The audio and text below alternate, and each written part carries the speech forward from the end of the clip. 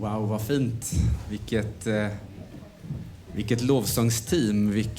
Både här på scenen och oss tillsammans. Den lovsjungande församlingen som det här med att få tillsammans ta an en ton och uttrycka vår kärlek till honom som har älskat oss mer än någon annan. Att vi tillsammans får liksom, med våra olika röster, våra olika instrument bara få spela den här symfonin inför honom. Och ta ett litet steg ut ur oss själva, ut ur vårt eget fokus och ha honom i fokus. Tack Emily och Jerker för att ni ledde detta. Och tack alla ni som har varit med och förberett detta jättegott. Ja, ska se om vi får upp min bild här. Jag har skickat i alla fall en liten PowerPoint. Går det? Nej. Men det spelar ingen roll. För att det är ganska kort, det som skulle stå där. Och ni har sett det, ni som har församlingsmailen. Eller var på förra förberedande årsmötet. Det är en bild och den finns kanske på våra infoskärmar också. Det står: ge som gåva det vi har fått som gåva. Det här är någonting som jag har burit med mig och vi församlingsledare har samtalat om under hösten. Inför det här året, någonting som har växt och som har verkligen slagit an någonting i våra samtal och i det som jag bär med mig. Det är ju Jesus som säger det. Han uppmanar sina lärjungar att ge som gåva det de själva har fått som gåva. Han säger inte: ja, men nu får ni hitta på någonting och ge det. Eller nu får ni producera någonting och ge det. Utan det ni har fått, ge det vidare. Och det har liksom landat. Och vi ska läsa en bibeltext och jag ska dela någonting i vårat årshögtid här. Men jag vill säga att det här temat kommer att återkomma. Det kommer liksom påverka vårat år. Och, så att fundera, ha gärna med dig de orden i dina böner. Jag tror att Gud vill påverka oss med de orden. Just det här att ge. Och att ge gåvor, det vill säga någonting som vi kanske inte, vi säljer inte någonting, det är inget utbyte av där det blir lika. Jag får tillbaka någonting för jag ger någonting. Utan jag ger någonting. Delar med mig av någonting som jag själv har fått. Det är någonting jag inte kan skryta över att jag har lyckats ha. Men någonting som jag har fått och som jag får ge vidare. Ha med dig det i dina böner.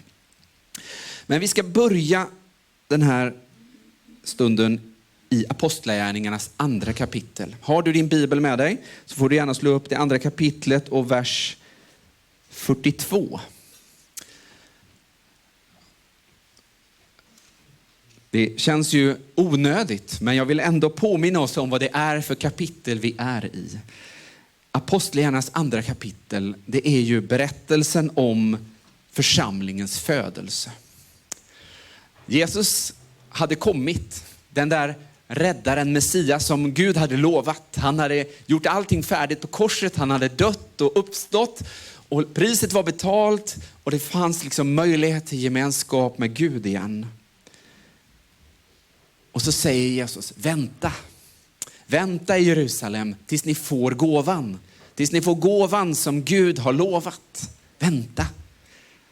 Och väntan pågår till Apostlagärningarnas andra kapitel. Där vi kan läsa om hur de var samlade. De bad och så hörde de det här dånet. När de var samlade.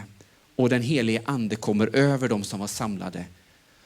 Och löftet från Joels bok blir sant. Att det är inte bara över några få som Gud fyller med sin ande i vissa specifika uppgifter. Utan över hela sitt folk så kommer den helige ande över dem. Och så får de gå ut direkt. Så tar de ett steg ut och folk undrar vad som pågår. Är ni berusade? För de betedde sig lite konstigt. De pratade med språk som de inte kände.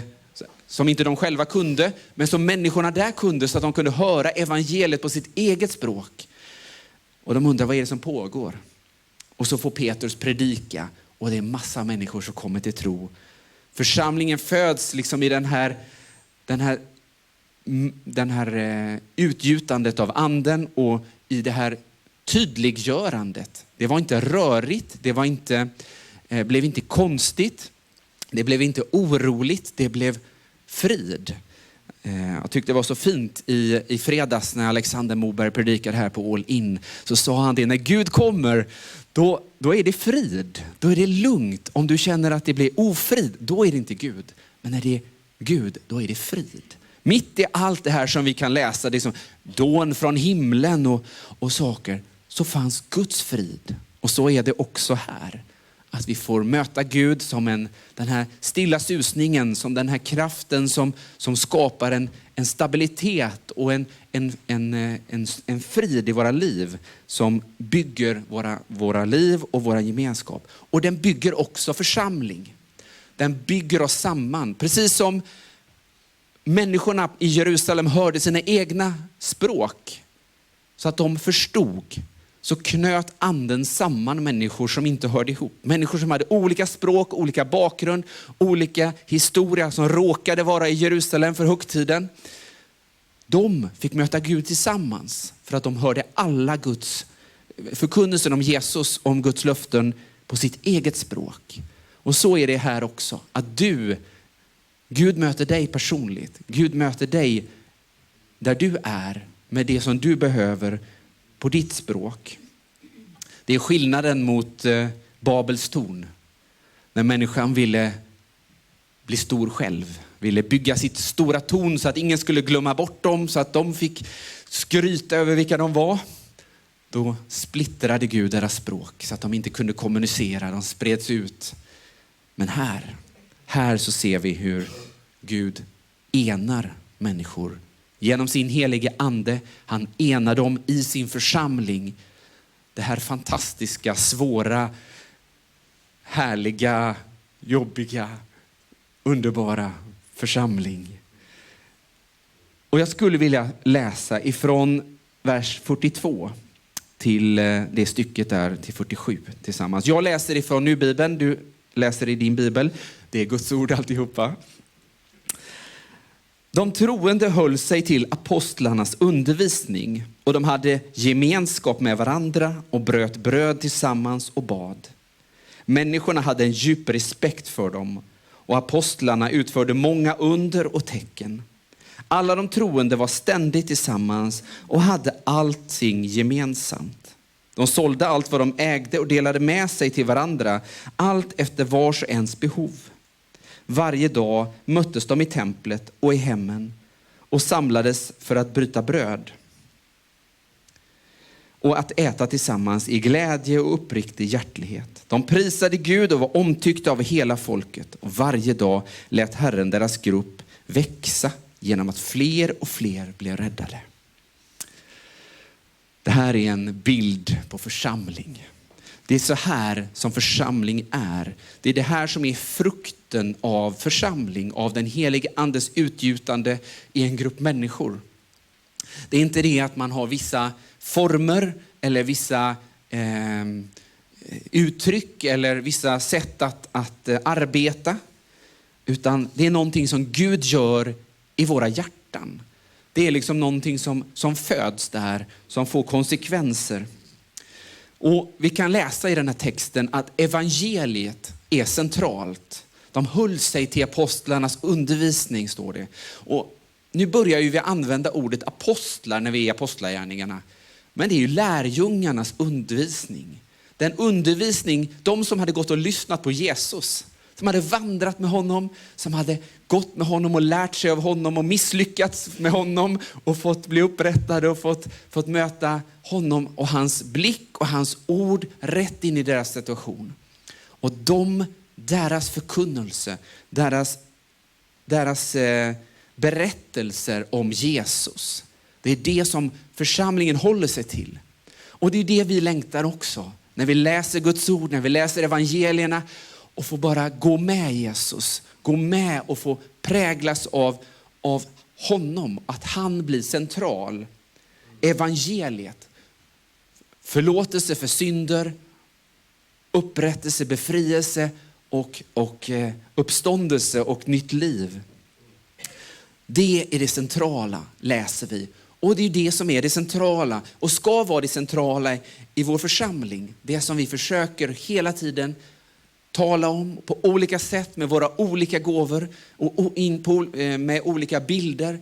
Berätta om Jesus, berätta vad han har gjort, berätta vad det betyder idag. Berätta hur det kan förvandla människors liv som bor och lever tillsammans med oss. Inte för att vi men vi samlas här och vi tycker det är kul att sjunga de här sångerna eller läsa de här texterna. Utan det är någonting som lever, någonting som verkar, någonting som påverkar. Evangeliet är centralt. Förkunnelsen om Jesus. Det som lärjungarna berättade och som har berättats och berättas, skrivits ner och berättats, skrivits ner och berättats. Som du har fått höra av någon, som du får vara med och ge till andra. Och vi läser i den här texten att syskongemenskapen är varm. Det fanns en omsorg i gemenskapen. Det är någonting som anden gav dem. De kände inte varandra. De kom från olika håll. De var en grupp människor. Några kände ju naturligtvis varandra i grupper och sådär. Men Gud gjorde någonting i gemenskapen så att de hörde ihop. Att de upplevde gemenskap och närhet till varandra.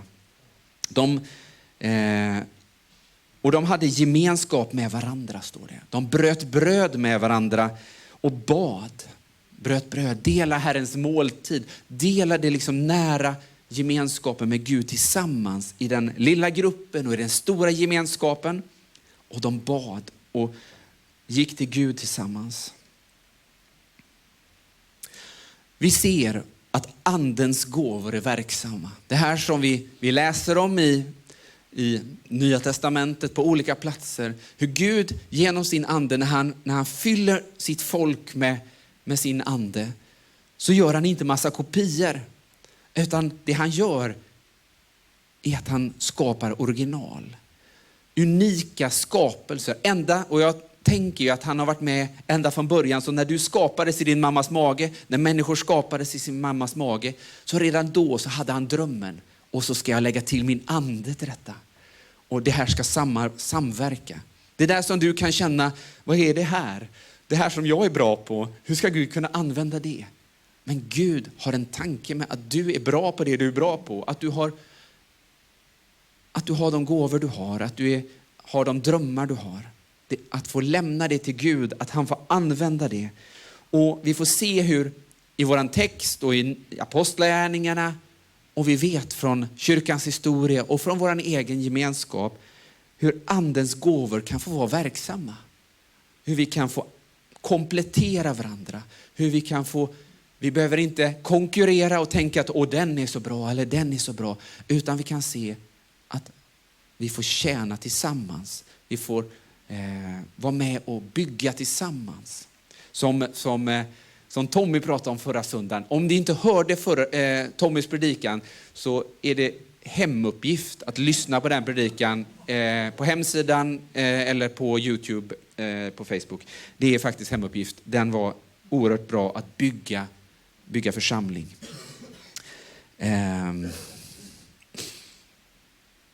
Generositet. Jag läser generositet över hela den här texten. Man brukar kanske haja till när de står att de sålde allt de ägde. Och det tar det hårt i oss.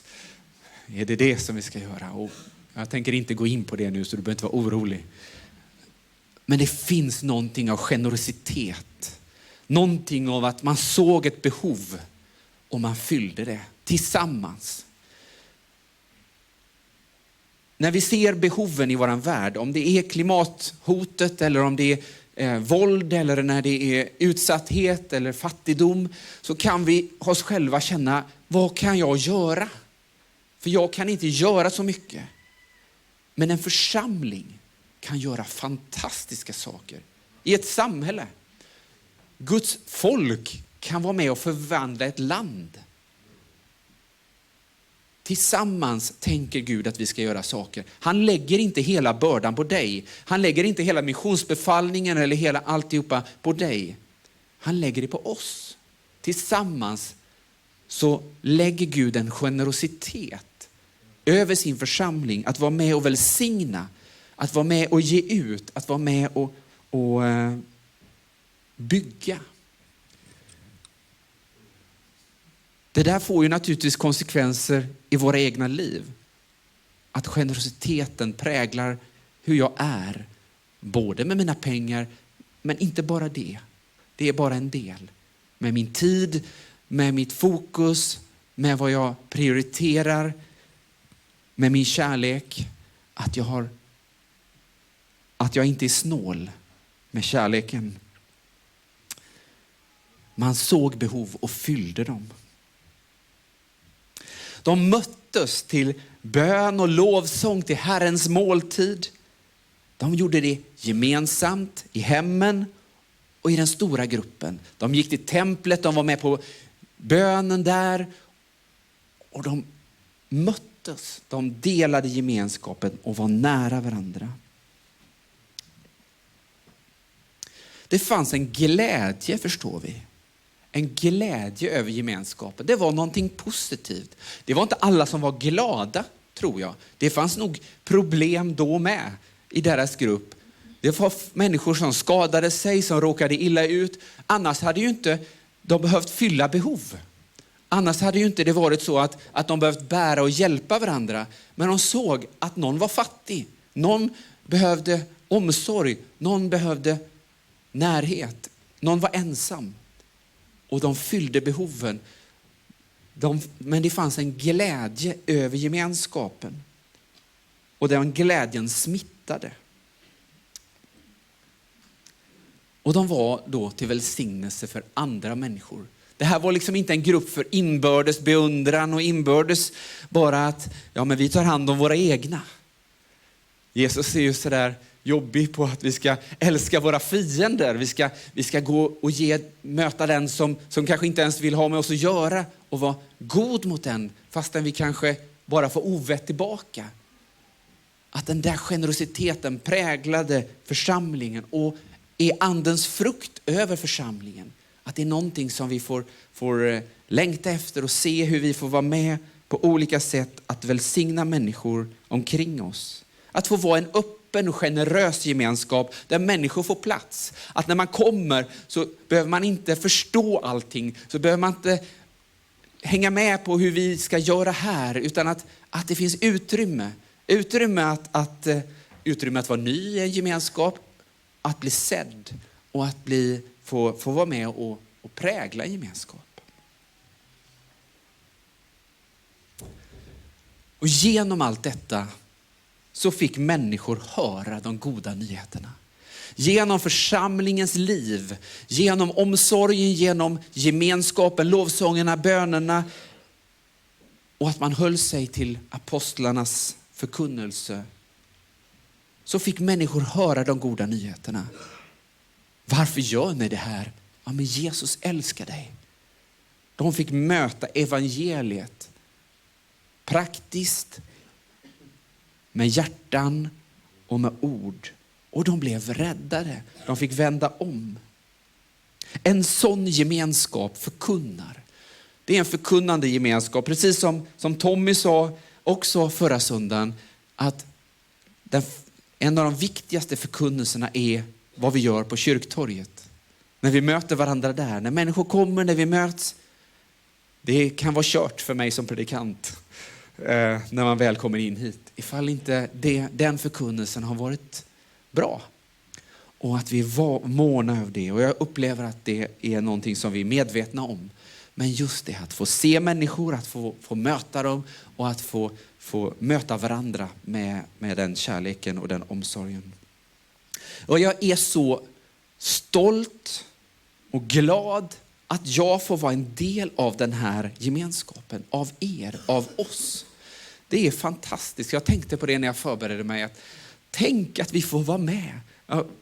Flera gånger den sista tiden vid olika sammanhang bara stannat upp och fascinerats över. Tänk att jag får vara här. Att Gud har ordnat det så väl och att vi får vara tillsammans och glädjas över gåvor som man får se, som på olika sätt får vara i funktion.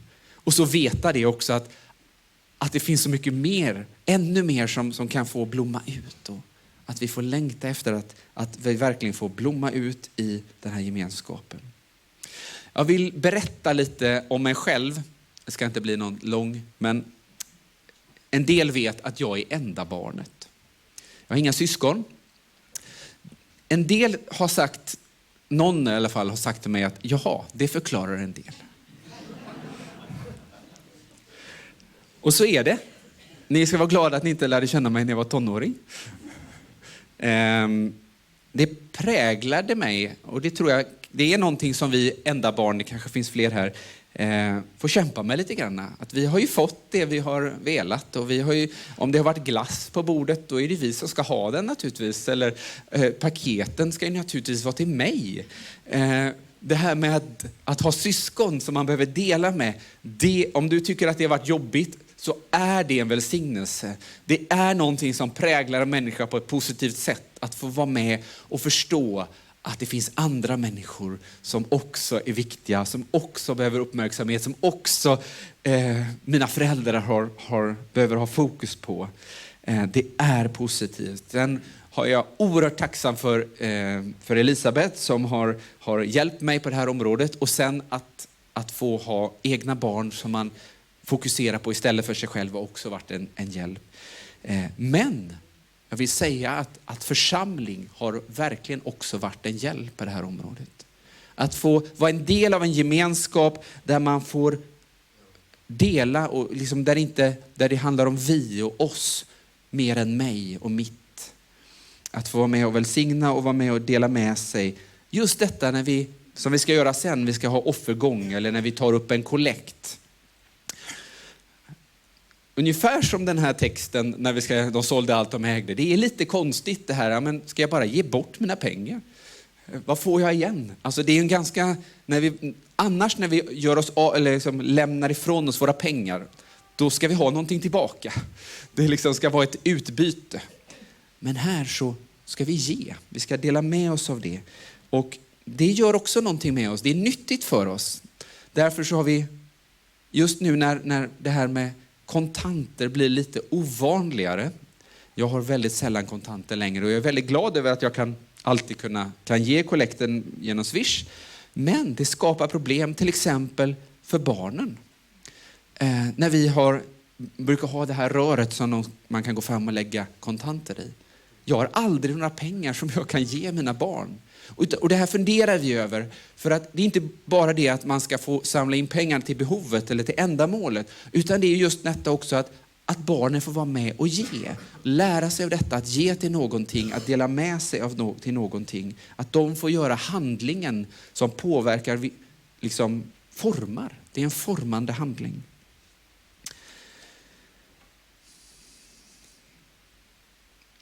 Och orsaken till att allt detta är församling är ju att det ytterst sett är Gud. Församlingen är gemenskap. Den helige andes gåva över församlingen är först och främst gemenskap. Han håller oss samman. Vi brukar säga att när vi möter syskon på andra ställen, vi kan nästan veta att de är kristna syskon innan vi börjar prata om det. Det finns någonting där som gör att vi attraherar till varandra, som någonting som ger en genklang i mötet. För att den helige ande är utgjuten i var och en av våra liv. För Gud är gemenskap. Gud är Fader, Son och Ande. Han är ett, men han är gemenskap av dessa tre. Det finns bara en Gud, säger judarna, och det säger vi amen till. Men vi säger också att Gud är gemenskap. Fader, Son och Ande. Faders kärleken till sonen. Sonens lydnad till fadern.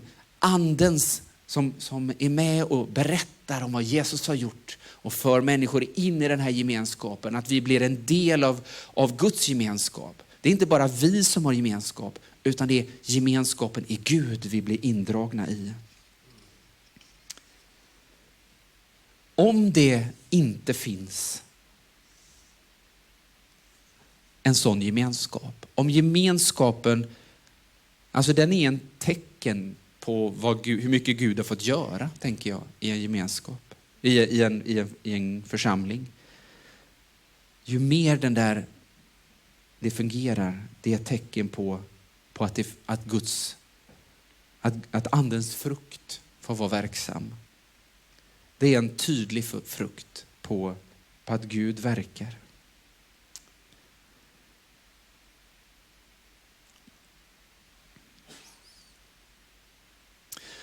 Gud är ju mer intresserad av dig, av gemenskapen med dig, gemenskapen med oss, att vara med oss, att ha tid med oss, än att vi gör saker för honom.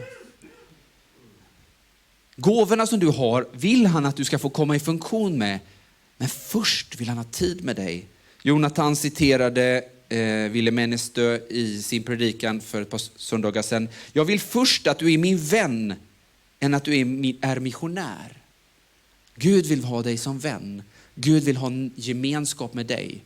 Känn aldrig att Gud kräver av dig att du ska först göra saker för honom, sen får du bli accepterad. Sen får du liksom ett godkännande stämpel i nacken och få vara med.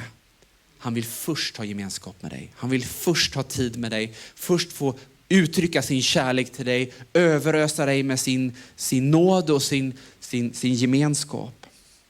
Och jag tänker att det också är någonting som vi behöver vaka över i vår gemenskap, i vår församling. Att vi inte så först jagar efter människor för vad de kan göra, utan för att vi är måna om att de är med. Att det saknas någonting om de inte är med. Att de fattas oss. Ungefär som vi ber nu idag för de som vi inte ser så ofta, som av olika anledningar inte finns med i gudstjänstfirandet. De kanske finns på ett äldreboende som inte kan vara med, men de fattas oss. Eller som kanske av andra anledningar inte finns med i gemenskapen. Att förstå det, att de saknas. Inte för att det är för att vi ska räkna, att det ska finnas siffror. Utan för att de är viktiga. Att de finns i en gemenskap där de får ta emot och där vi får mötas.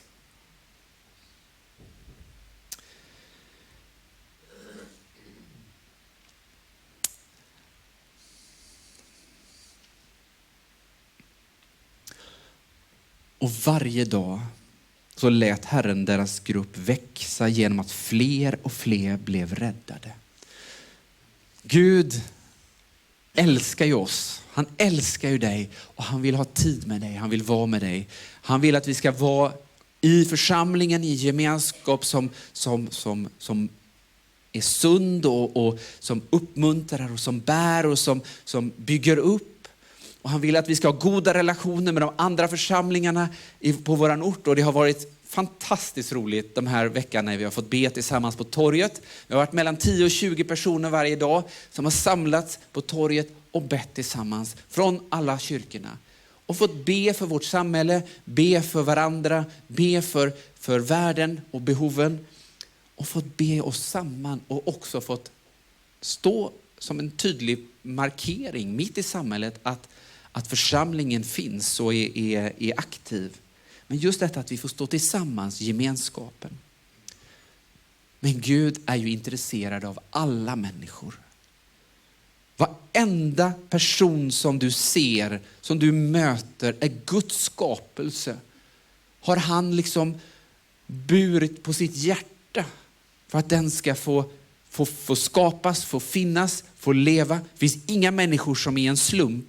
Det finns inga människor som är misstag. Det finns inga människor som inte Gud har tänkt. Gud har en tanke med människor. Vi kan tycka att det ser svårt ut och hopplöst ut. Och hur ska den här människan kunna möta Gud? Men Gud har en väg till den människan. Kanske är det så att du har ett ord till den människan. Att du har en nyckel in i den människans liv. Att du har någonting som Gud lagt ner i dig som du kan få ge. Som hjälper den att få ta ett steg närmare honom och själv få en gemenskap. Kanske kan din generositet med din tid, eller att du kan vara med och fylla ett behov, eller att du kan bjuda med till någon gemenskap, få hjälpa den människan att få förstå det, att Gud är intresserad, att Gud är mån om att människor ska få höra, få liksom lära känna honom, få ta emot den största gåvan i frälsningen och få bli frälsta och räddade och tillhöra honom. Kanske att du har en gåva som Gud har lagt ner som du ska få använda idag eller imorgon eller den här veckan. Låt oss vara lyhörda. Att se på människor på det sättet. Viska i våra inre när vi ser en människa. Att du ska välsigna och fråga, liksom, är det någonting som jag ska säga? Att förvänta sig att den helige ande i dig är verksam och vill använda dig. Inte för att du ska kunna liksom skryta och nu har jag... Alltså att det är det handlar om. Men för att vi tillsammans får ge det vidare. Får ge hälsningen vidare. Får precis som apostlarna och lärjungarna och den första församlingen berätta. Bjuda med. Välsigna. Ge gåvor. Jag drömmer om det för det här året. Vi kommer att gå in på våra målsättningar lite längre fram i årsmötet. Då kommer vi återkomma lite mer. Men vi ska stanna här nu och så ska vi be tillsammans och så ska vi sjunga lite lovsång strax. Men vi ber.